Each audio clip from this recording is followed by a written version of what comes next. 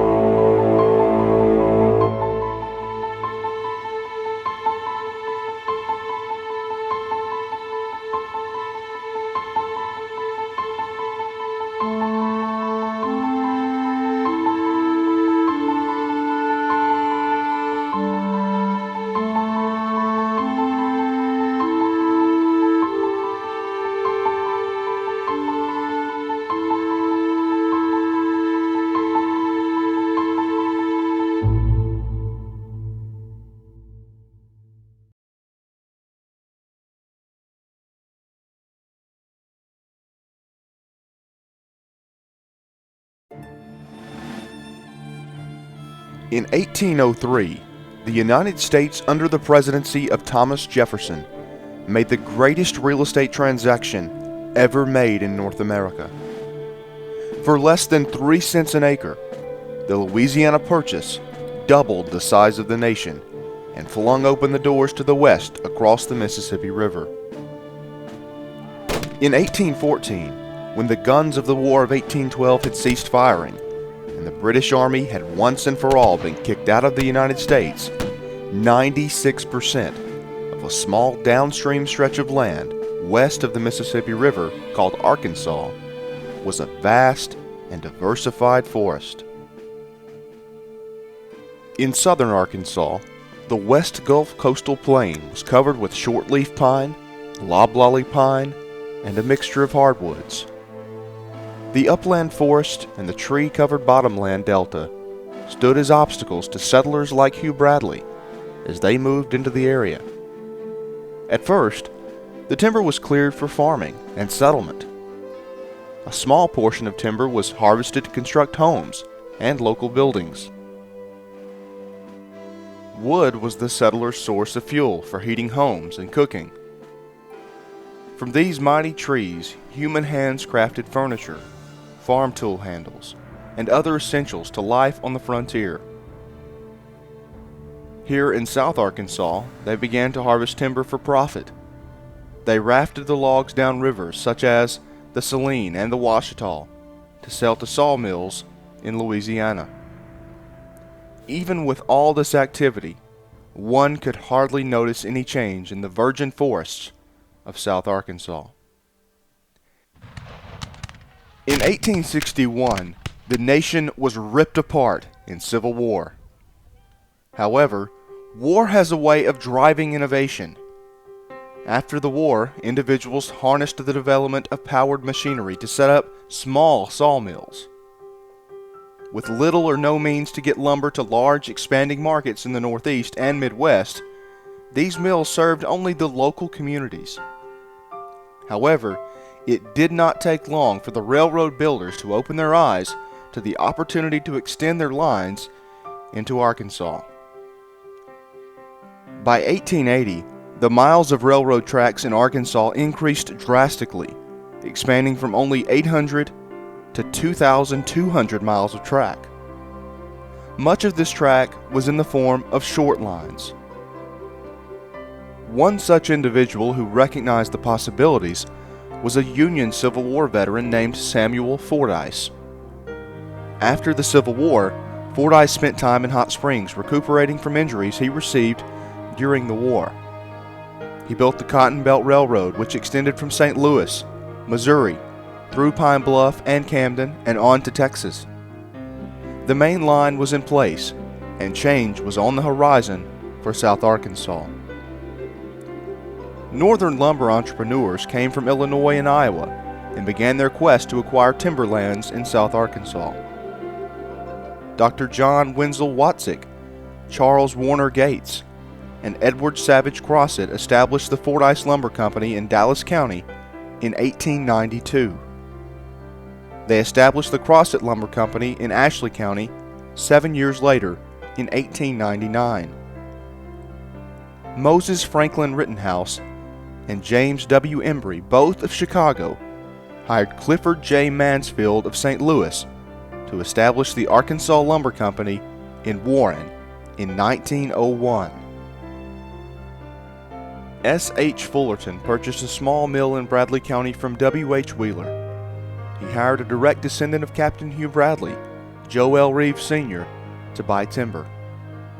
This was the beginning of the Bradley Lumber Company. He sent his sons Robert W. and S. Baker to Warren to operate his new investment. 1 year later, Frederick E. Weyerhaeuser founded the Southern Lumber Company in Warren. As an avid supporter of the North, this one mill was the only facility he constructed south of the Mason-Dixon line. These new mills flung the job market wide open. They built feeder lines into the forests. They constructed large sawmills, and they began harvesting the virgin pines. Timber harvesters and their families lived in logging camps. This was an exciting time. You can write a book on just the logging camps. This would be the whole families would move into an area deep in the forest, have a 3-room shotgun house by the railroad, and they stayed there maybe 3 or 4 years till they cut out, and then they moved to another area. And we have 5 or 6 areas in Bradley County that we call the old campsites, and they all built these camps along the railroad. This was the way they'd come in once a week. They would get on the caboose, come into Warren, do the shopping, and take the train back. Mr. Gordon Bryant and his wife lived in one of the camps. Their home was a tent with a wooden floor. Mrs. Bryan and other women in the camp cooked for the loggers. Railroads and the timber industry were dependent upon each other. Railroads needed wooden cross ties. They needed products to carry to market. The timber industry needed transportation. When the timber arrived, towns experienced population growth. With that growth came the need for housing, schools, churches, stores, police and fire departments, hospitals, newspapers, and utilities. I lived in a company house over there on Wheeler Street, and I bought it. They put it up for sale, and so I bought it. I think the only thing we was out was we paid $278, I think, for a water bill. Companies like the Bradley and Arkansas Lumber Companies set up retail stores in which their employees could charge goods. When I grew up, my stepfather, Herschel Clayton, worked at the Southern Mill. And I was a youngster, and we had a doctor, or the company had a doctor called his name was Dr. Crow. And anytime we got sick or anything wrong with us, we went to Dr. Crow because he was the company doctor. And he was located in the old Southern Lumber retail yard. And he was the only doctor that we knew for years and years while my father worked for the Southern Lumber Company. Many of the larger mills had moved into Arkansas with a cut out and get out attitude. When the virgin timber was gone, those mills closed up or moved west. Small portable type mills moved into the region, seeking the smaller trees left behind. There were little sawmills, little groundhog sawmills. And that's where people got the lumber to build their houses and their barns and their outhouses and everything else. They would move these little mills around. If you had 40 acres of timber, they would cut it and you could retail it out. The local market was tremendous back in those days because that's the only way you could build. They was getting away from the log cabins in. In 1928, International Paper Company opened in Camden as the state's first pulp and paper mill. Pulpwood became a vital part of the timber industry of southeast Arkansas. Well, I was working at the potlatch at the flooring mill, and a friend of mine, Pot Harton, he had been in pulpwood a little bit, and he kind of encouraged me that he and I get together and do it together. And well, we started out hauling pulpwood. We were following company crews, and we just basically got the tops that were left in saw logs, and we hauled it as pulpwood.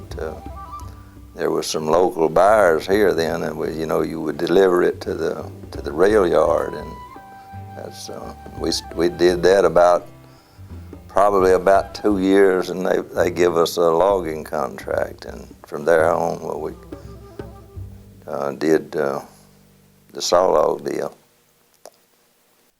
In 1929, Arkansas had 22 million acres of forested land. However, the virgin timber had been cut from all but 2 million acres. Much of the land naturally receded.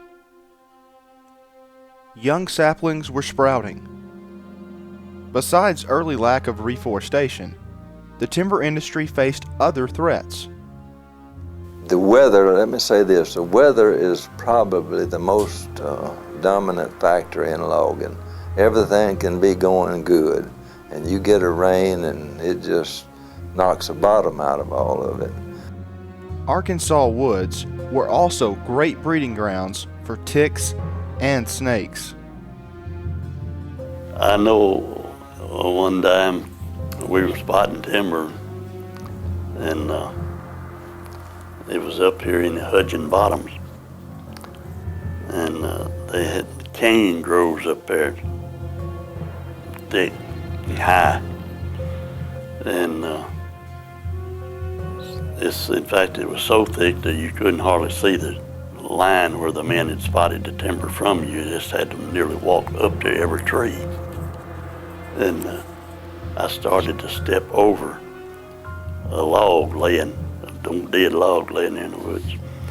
And luckily enough that I stepped up on top of it before, instead of putting my foot on the other side, when I looked down there, big cotton mouth moxie sitting there just waiting on me to put my foot down. And I painted him right quick. It was a tradition to have yearly wood burnings to rid the countryside of these pests. Many of these got out of control and led to wildfires.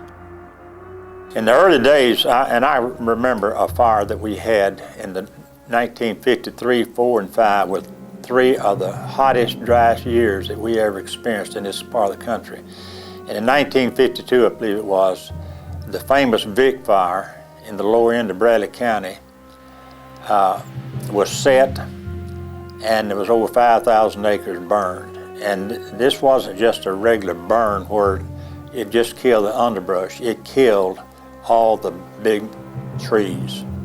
It was so hot that even the roots would burn for days and days. We went in and salvaged it all that we could, and after we salvaged it, then we turned around and planted it. And today we're on our 2nd and 3rd forests in this area, but this was a tremendous fire. And it had a tremendous effect on this part of the country, just that one fire. Cut over and burned out, many wondered how the timber industry would recover. Determination. In the 1930s and 40s, the few big companies that had not cut and run became determined to revive the industry. The Union Sawmill Company at Huttig, the Crossett Mill, the Ozark Badger and Wilmer, and International Paper Company at Camden were among the leaders in this movement. They took steps to assure a continuing supply of timber. This practice of sustainable forestry included fire protection. In 1930, the Arkansas Forestry Commission was established to bring all non-federal forest land under state-provided forest fire protection. This goal was met in 1953, 23 years later. Franklin D. Roosevelt's Depression-era Civilian Conservation Corps program, the CCC, established 13 camps in Arkansas. They fought forest fires, constructed roads, built fire lookout towers, and planted trees on thousands of acres. While the Depression was devastating to the economy, the sharp drop in building eased the demand for lumber and gave the forest more time to recover. Sustainable forestry also included selective logging and reserving parent trees, called mammy trees, to reseed. The environmentalists should like our system, but Daddy learned this system. He worked for the Southern back in the 40s, and they brought this Mr. Pomeroy, who had later on, I think, started a business in Monticello. But Mr. Pomeroy came over to show the Southern that you could thin trees and not clear cut. Now we do selective thinning. We hardly ever clear cut, but if we need to, we will. But we do a selective cut, whereas if there's, say, 7 trees in this one cluster, I'll mark 2 as all probably and leave the others and try to space it out. I may mark 3, but try to space it out. Other changes reduced the use of wood as a fuel source for heating homes and cooking.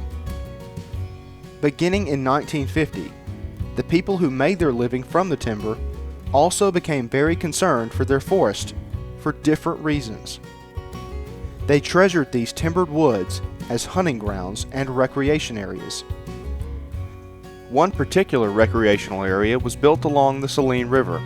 It was a river camp for young men, known as Camp Mansfield. Camp Mansfield was a very important part of this part of the country because the Bradley Lumber Company went in there and built a big 2-story building, and it was to house Boy Scout troops and the High Y organization at the YMCA. And every year they would spend time there, at a week at a time. And the Boy Scouts at the time, I was a member of the Boy Scouts, And Mr. Chick Harris, who owned the Dr. Pepper plant here, was our scoutmaster. And every year he would take us for a week outing at Camp Mansfield. Camp Mansfield, I think Mansfield was one of the directors at one of these sawmills here, and he was the one that pushed for this camp. But it was a tremendous opportunity for us to spend a week on the Saline River at that camp. The state began to market itself based on its natural beauty. Best management practice standards were put in place to prevent pollution of the water. Meanwhile, the demand for lumber and other wood products strongly increased. 54% from 1950 to 1987. The number of Arkansas paper mills quadrupled. More pulpwood was needed. The yearly timber harvest had increased by 72%, a feat that was only possible through reforestation. As the industry grew and the mills began to operate in shifts around the clock, many farm boys and soldiers returning home came to town to seek work in the mills. When I finished school, the Army got me Truman sent me a congratulation card, and I went in the Army and was in the Army a couple of years. Well, I went to work on the yard April 12th, 1954. And I worked there continuously on the yard all those years. And it amounted up to about 36, 7, 8 years. Getting a job in the mills at the time required no special training. No education.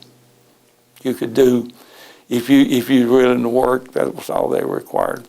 By me having a high school education in the 50s made a big asset into that. I think that's the reason I got to do things that a lot of the guys, we had guys in there that couldn't read and write. I was able to read, instructions, follow instructions and figures, and especially when I went in the filing room, see, we figured everything there in the thousands. We didn't figure in inches or nothing. They kept me there and trained me on the job. And they sent some to a lumber school over there in Memphis, but I didn't go. They didn't send me. And so I stayed and trained on the yard. The mills needed men to operate their saws, and men to keep those saws in operation. We kept up numerous kind of saws. We had band saws, which consisted of 9-foot mills. And when I refer to a 9-foot mill, that's 9-foot diameter wheels that it turned on. And we had round saws, circular saws that you edge lumber and trim lumber, and the knives that run in the chipper that chip up the waste wood. I had a crew that worked with me, assistant filers, that consisted of from about 4 people when I started. When I retired, I had 9. But anything else went down, we fixed it. We had a machine shop, we had welders, and we had maintenance people that could put that mill together. When I went to work for the Southern Lumber Company, I made $1 a penny an hour. Others worked in the mills as edgers, graders, lift operators, and general laborers. What fascinated me back then was the older men and how much they knew about the mills, and then how much they knew about life, and they shared those thoughts with you. I remember a gentleman named Mr. Dawsey Jackson was probably one of the smartest men I know, and just talking with him, you always got something with wisdom and intelligence, and it made you a better person just talking to him. Working in the mill meant working in noise. To work safely and efficiently, they, through necessity, created what was, in effect, their own mill language through hand signals. They had a whole language through hand signals that I was looking at because that means it's okay. you know. And then if they wanted something shut off, they do this, and I mean, that was a whole language that they used. But and I've forgotten a bunch of it. But it was like they could just, one guy could be over here, and he's talking to this guy over here, and they understand what each other was saying just through their language with their hands. So it was pretty neat just watching it. You know, you're 18 or, well, I was 19 years old, and you're looking at that, and you're like, boy, these people got their own language out here. This is cool. There was always a need for clearing away sawdust. Many worked as stackers, and then there were those who worked on the yard. They trained me to tally lumber. And after I got through tallying lumber, the company was buying a lot of lumber then, and they shipped lumber in here by train and by rail, and also by trucks. And we would tally they would inspect the lumber, and they had a lumber inspector there. Then we would have a tally man tallying the lumber. So I tallied the lumber. Whether working in the woods or working in the mill, danger was always close by. The mill, there was a lot of accidents, small type accidents in the mill. They used to have a saying, if you worked at the sawmill, every 7 years you lost a finger. And for years and years, there were men around town that would walk around with fingers like this, cut off, because of the uniqueness of the flooring mill and having to cut the little pieces of flooring, and the saws was right there at you. Since then, there's been lots and lots of safety procedures going through, and the accidents have been cut way back. But this was a dangerous part. The woods department was very dangerous in those days. Next to coal mining, logging in this part of the country was as dangerous as anything other than coal mining, because people was on the ground with saws. There was other people cutting logs around them. The trees would lodge and they would fall on you. And every year there was usually a fatality in this area. There was, back then you had old loaders that you had to have people on each end of your toms hooking the end of the log to pick it up and load it on the truck, and which is bad dangerous at that particular time, but that's the only thing I had to do it with then. You know, you'd walk around the truck, and a lot of times we've seen chains and things break and logs roll off the truck. You know. In the mill, there was always the danger of fire. And I remember in the late 30s, when I was a young boy, my stepfather was working at the mill at the Southern Lumber Company. And they had the dry kilns burned that year. It was about 1938 or 39. And that meant my father would be without employment for a long time. And the mill shut down. It was a real tragedy in this area because it affected so many people. But the Southern Lumber Company invested, built new kilns, and started the mill back up, and it was a lot more efficient, but it was a tremendous setback. Fires was a very, very important part of safety in those days. We had a steam whistle, big steam whistle at the powerhouse, and it blew different intervals for fire in different locations. And I don't remember the exact whistle for the mill, but if you heard that, they would blow short blasts, and then they would blow the long whistle to let you know where the fire was. We run our own fire operation. The sawmill, we had our own fire pumps, we had our own everything. We fought our own fires at that time. They sent me to a fire school for about 6-8 weeks, and went to fire school up here at the Y, and that's something that I learned a lot about. I didn't know such a thing. You know, this fire business is really important thing to know. I was living close to the plant, and when the whistle blowed, they blew the whistle. Well, we knew what to do. We would go to the fire. Working in the woods had its own dangers. Out west of town here, we had an ice storm that year, and in the spring it broke down a lot of the trees with the ice storm, and a lot of the trees were just the top cut I broke off.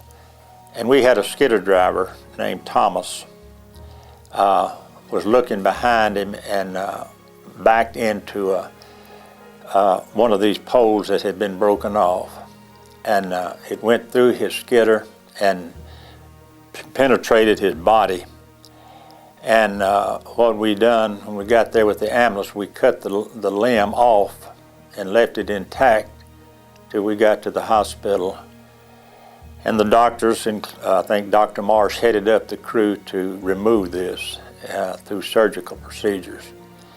And we have it on film and everything about this accident. It was a terrible thing to look at, but we showed it to all our crews, and it had a tremendous effect on them. But this was probably the worst accident. In about 3 months, Mr. Thomas was able to come back to work through miracles. But this had a lasting effect on our whole woods crew for years and years. I remember sawhands being killed in the woods because the tree came back and hit them. That would be, it was so hot in the summertime from heat, but mainly the sawhand and the skidder driver at that time would pull up to the logs laying there and had to get off the tractor, hook it up, and sometimes they'd get their hand caught in the tongs and things could happen that you wouldn't, the log could roll on them maybe. So all that has improved now. Cutting trees down is a dangerous job, and you have a guy and a machine in an enclosed cab cutting the trees down. Even in the mill, sometimes workers found themselves in heated situations. When I went to the powerhouse, it was the first time I came close to death, and nobody really even knew it because there were just 2 people working on the weekends. That job entailed working 7 days a week, and there was actually 3 people on the weekend, and there was a guy that brought in the green fuel. I was responsible for the dry fuel, and then there was a boiler maker, or a boiler operator is what we called it.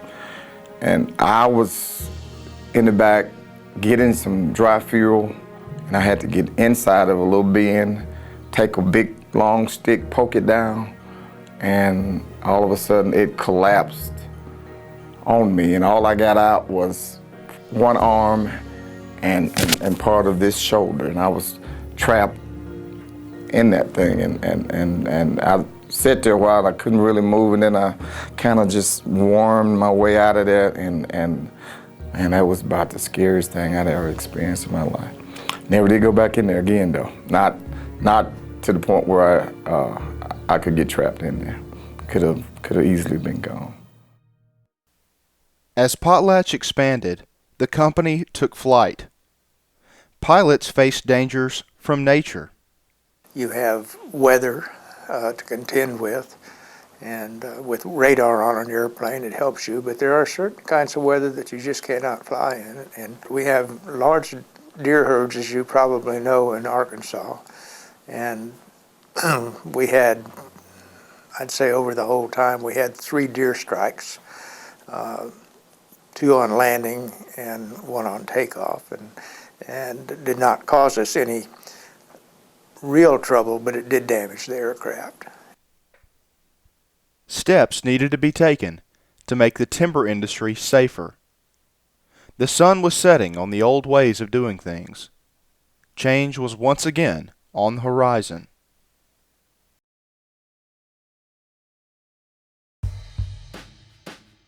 It was a steam-operated mill, and I've heard of steam, everything run off steam.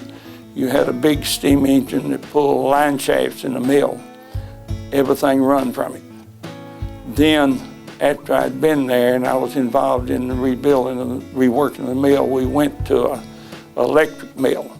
And for electric, we had electric with gearhead motors, and we had limit switches that control and most of the cylinders worked on air at that time. We left the steam but the guns that pull the carriage. And when they built the new mill in the mid-90s, it went to computerized work. When I first started, we were logging. We logged with crawler-type tractor machines. It was slow and methodically. It was expensive, but it was about the only thing that we had left other than the mules. I had one contractor that used animals to skid logs and so forth, but most of it, the company crews were done by crawler-type tractors. And then we saw the big jump in the industry from crawler-type to rubber tire skidders. And then you got into your power equipment, such as cutting the trees down with the machines and so forth. We went a long way from the crosscut saws in the early years to what we have today. It has changed a lot. From the very beginning, there was a lot more of manual labor. I would say it taken a lot more people to do the job. And then hydraulics came along, and it made a great difference when it involved skidders and loaders, and just every part of logging was some way hydraulics was involved in it, and it kind of revolutionized everything, and that's probably the biggest change. And right now the computer is changing everything, and you can't work on equipment like you used to. The old shade tree mechanic is gone. You've got to about hire someone with a laptop to tell you what's wrong with it now, you know. So it's safer for the people in the woods because they're sitting in cabs, and the skidder's in a cab with air conditioning and everything. So things have developed where it's an easier job in a way for lots of them, but it's inexpensive because all this costs so much. They had a little over 1,400 people. They ran 2 sawmills. They ran, of course, they had more timberland, their wood operations, and they had a big planer mill, they had a flooring mill. And that flooring mill at one time had 4 lines in it. And one of the 4 lines, they had 4 machines running as finisher in it. And then they had the big furniture plant down there, which worked a lot of people. As the equipment changed, the need for education intensified. Research became a vital part of the industry. Back in 1937, then president of UAM, or at that time Arkansas College, Dr. Bankston met with Franklin Roosevelt, President of the United States, and they had a discussion about turning some of the worn-out land in Arkansas to productive timber country. And that was really the impetus that got Arkansas thinking about a forestry program. It wasn't until 1945 that Mr. Hank Chamberlain, originally from Yale University, but working down in Louisiana at the time, was recruited to begin a forestry program here in Monticello. It started off as a 2-year forestry program, but it wasn't long before enrollment really increased, particularly after the war, and became a 4-year school shortly thereafter. In 1971, Arkansas College merged with the University of Arkansas system and became the University of Arkansas Monticello. At that time, the faculty with the Department of Forestry were also merged with the Arkansas Agricultural Experiment Station, and that began their research mission.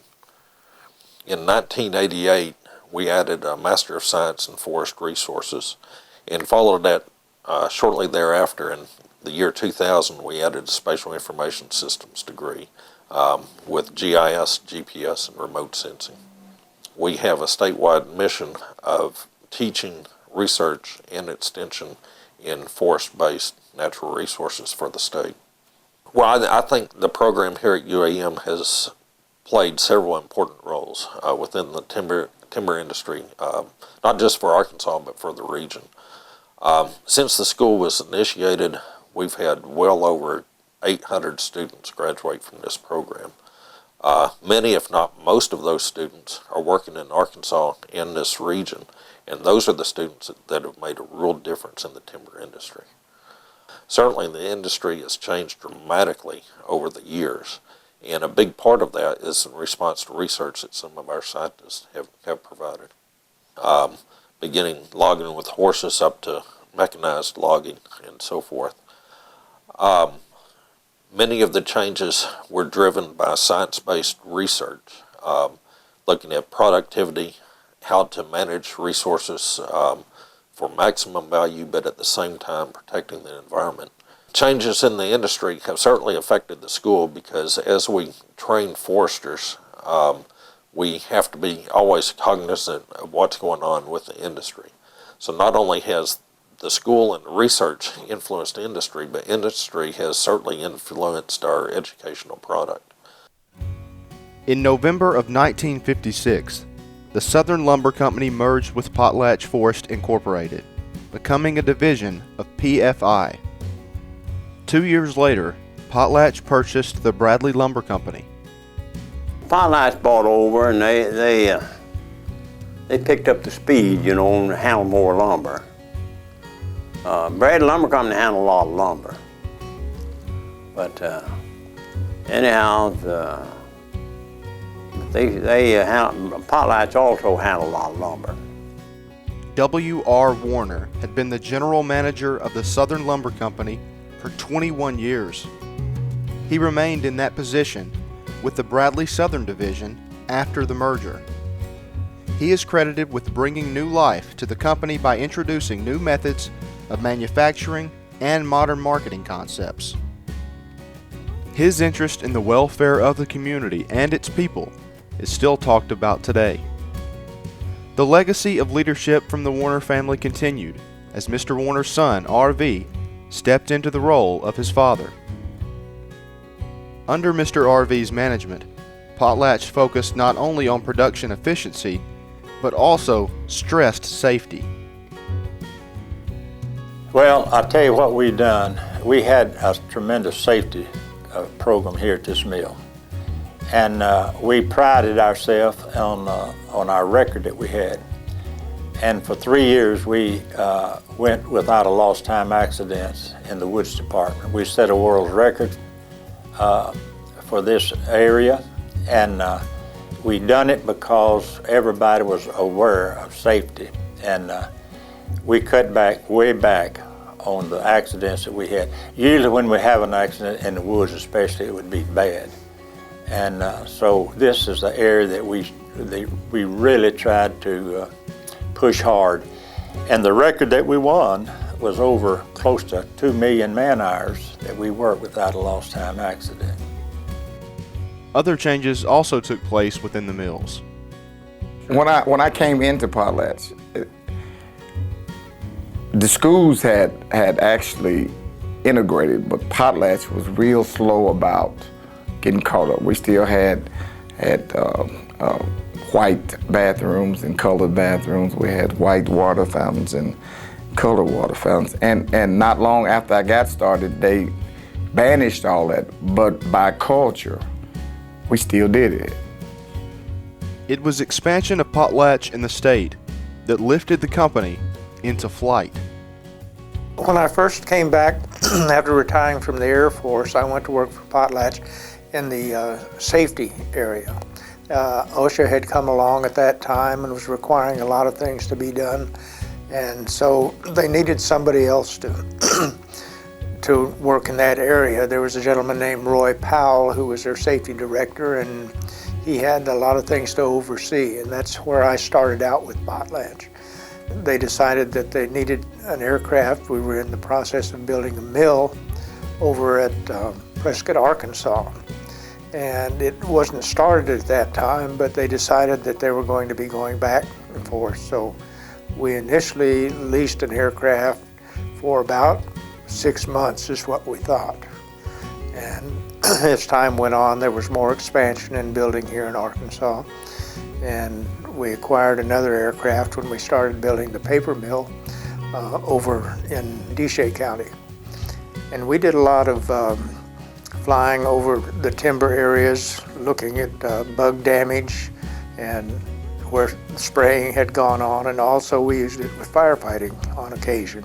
We had radios in the aircraft so that we could talk to the people on the ground and tell them where the fire was exactly. In the dense woods, sometimes it's hard to find where a fire's actually burning. You can see the smoke, but you can't tell exactly where it is.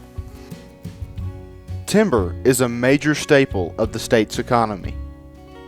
I started in '71 after I graduated from college, and I graduated with a business degree, not a forestry degree.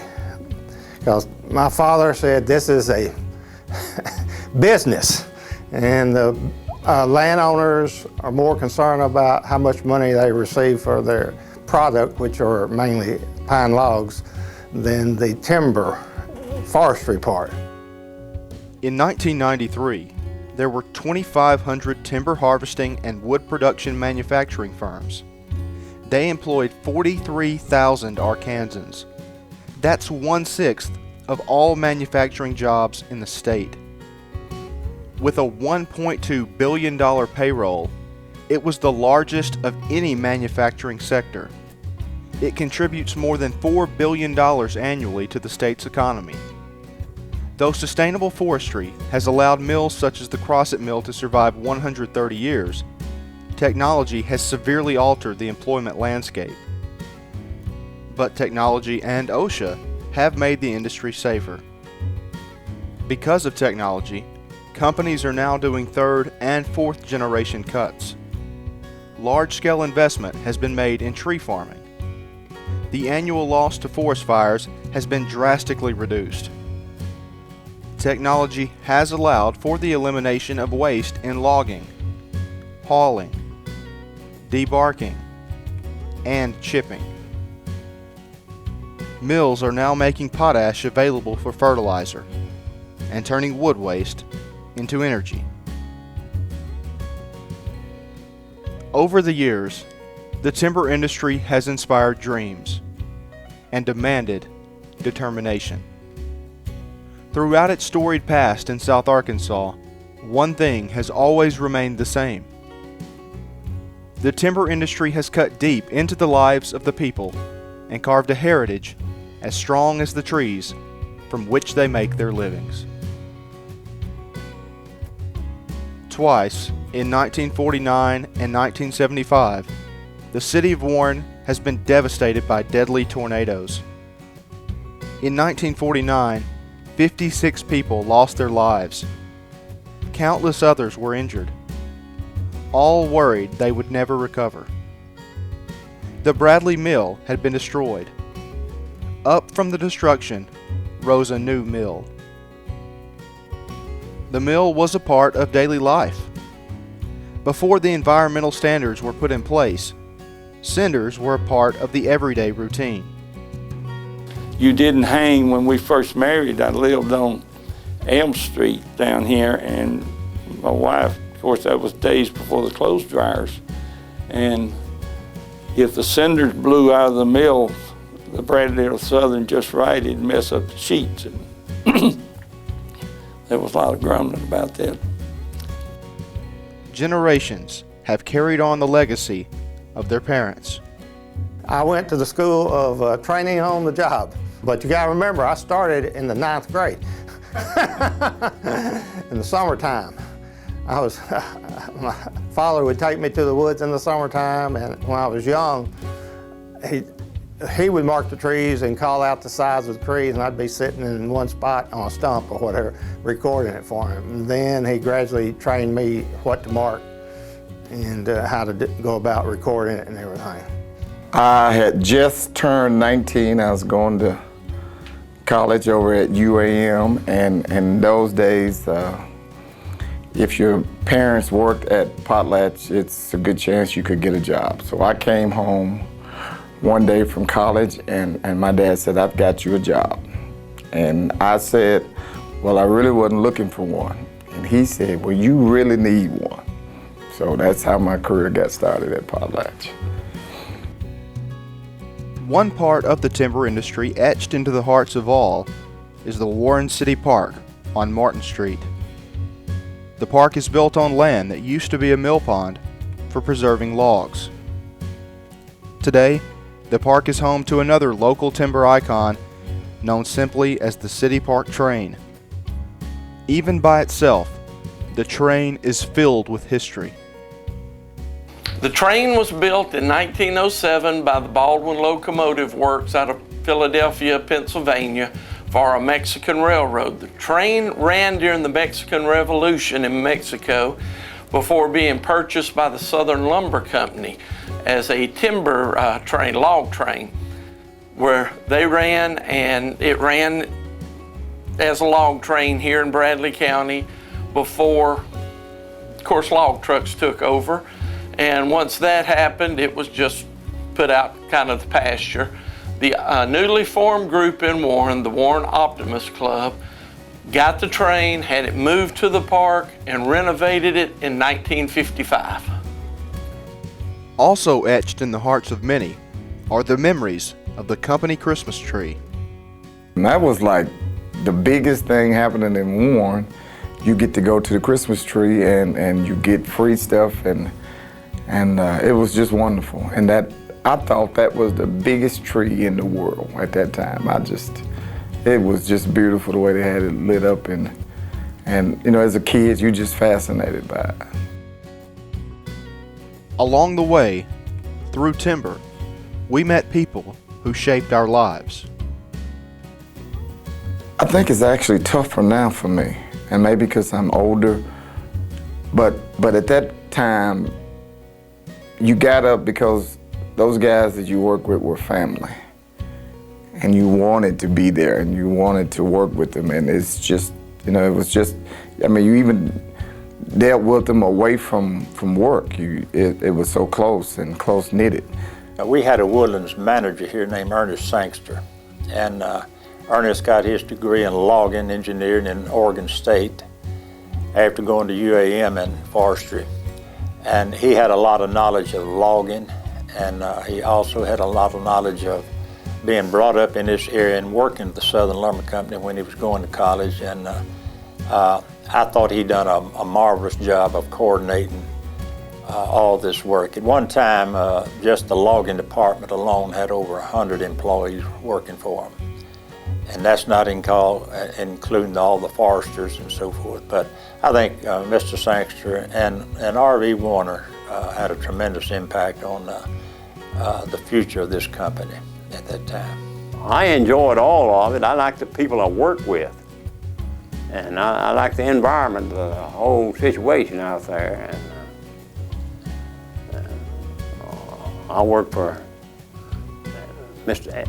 Smiley Anderson, started working for him, then Mr. Herbert Bliss, then Mr. Pete Denson was, then James McLean. All around, you can see the imprint of the timber industry on the community. Many remember playing or cheerleading for Bradley or Southern Midget football at the Y. You see the loggers' mark on the public schools in the region. Warren fielded its first football team in 1905. They called themselves the Lumberjacks. Through many seasons, they played on Axley Field, named after Mr. O.O. Axley, a general manager of the Southern Mill for 17 years. While the heritage of Southeast Arkansas lies in its timbered woods, history is recorded in a tree's rings.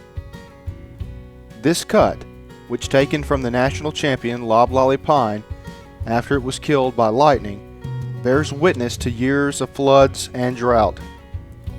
Its rings date back to a time when this land was claimed by France and inhabited by Native Americans. As trees keep silent vigil over history, we are beginning to look forward to our forests as a vital part of our future. we must be good stewards of our most precious resource, timber. To protect our dreams for our posterity, we must be determined.